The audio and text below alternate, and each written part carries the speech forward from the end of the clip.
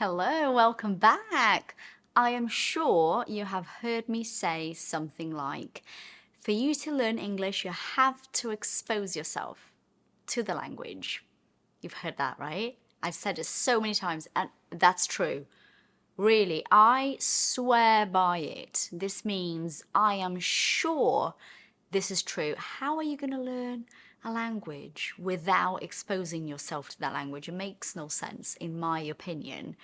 So, this video today is about talking to you about finding your voice in English, which is a very different thing to just learning to speak the language.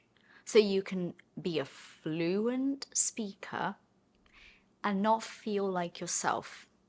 So, when you're speaking, you feel uncomfortable, you feel like a bit of an imposter or a fraud.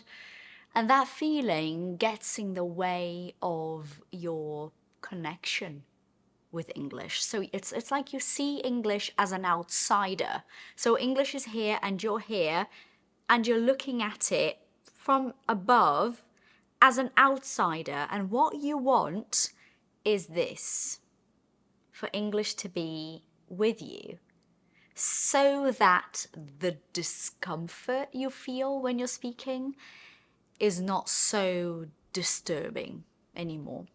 So, what I want to say to you today is, if you want to find your voice when you're speaking English, you have to expose yourself when you're speaking. What does that even mean? What is a self? Your self is your being, your person, your spirit, your journey, your story, your likes and dislikes, your beliefs, where you've been, where you're going, private information about your life. If you're not exposing yourself when you're speaking, you're not feeling like yourself when you're speaking. So, do you guys see that learning a language, if you really, really want to learn it and to feel good speaking a language, is a process that is not something that you can achieve if you're learning from textbooks and memorizing grammar rules only and using Duolingo, learning apps. That it's just not real. It's not the real experience. It's something that makes you very detached from the actual situation. So when you're taking your kid to school, let's say that you live in Dublin and you're doing the school run, so you go drop your kid off in the morning and you pick them up in the afternoon, and that opportunity is an opportunity you have to talk to some parents, but you hide, don't you? You get out of your car, you put your hood up, your sunglasses on, and you drop your kid off and you run back to the car before anyone can even consider talking to you. Or you stand there where all the other parents are talking, feeling less than, feeling inferior, like, oh, no one wants to talk to me because I'm not one of them. I'm a foreigner. I have news for you. There will be people, and I can say that as a foreigner, I was an immigrant for 12 years, so I know what I'm talking about. There will be people that actually don't want anything to do with you because you are a foreigner. I'm sorry, live with it. You can't force people to want you there, to accept you, or to even respect you. You can't force anyone to do anything. But that's just, it's not the majority of people. It's one or two who are really just unable to connect with someone unless they are from the same culture and the same nationality. The majority of people will be happy to talk to you and willing to talk to you and to get to know you. Yeah, so don't let that be an excuse, because that's not most people. Standing there, looking at other people talk, feeling less than, feeling like, they're not talking to me because I'm a foreigner, is just going to stop you from even having the chance to talk to anyone. So there's something that happens in life which I find amazing, I find really, really fascinating, which is when we open up to the world, to situations, they actually happen. They actually happen.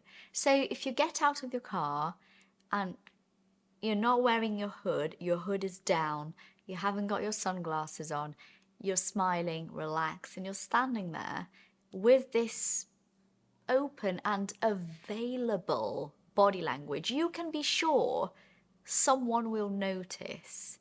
And they might even just smile at you. And then the next day they might start a conversation. But you cannot expose yourself unless you're willing to be vulnerable. Willing. This means I know it's going to be hard, I know it's going to be a sacrifice, but I want to make the effort anyway. I'm willing to do this. And vulnerability is such a beautiful thing because when you're vulnerable with the people that you feel you could be a little bit vulnerable around, it's almost like you remove your mask and it's the real you then. And I'm really not saying that you should be talking about the fights you're having with your husband at the school run. No. But I'm saying that answering a question with a little bit more enthusiasm and detail is going to enable people to see you and to know you. And when you expose yourself in a language that you're learning or that you're improving, you connect with the language in a very different way. In a very different way. And the more you do it, the more you realize how comfortable you can actually be speaking English. That it does not have to be something that makes your palms sweaty and that makes you want to vomit. Really.